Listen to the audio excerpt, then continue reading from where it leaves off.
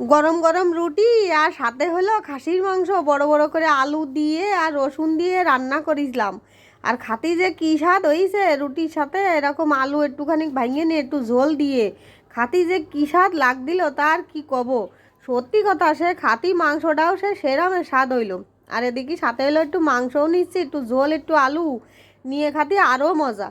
আর এই যে রসুন দিছি না, রসুনটাও এত ফাইন গলিল, টিপ দেওয়ার সাথে সাথে সব কুয়াগুলো আইলো একদম বেরোয় যাচ্ছিল। আর এই রসুন দিয়ে একটু ঝোল দিয়ে একটু রুটি দিয়ে মাখাই খাতি এই জন্য আরও স্বাদ লাগছিল, বুঝেছেন। আমাদের বাড়ির সবাই আবার এই রুটি আর মাংস হলেই মানে আর কোনো কথা নেই, খাতি সে জম্মের পছন্দ করে, ওই জন্যই রুটি আর মাংস করি।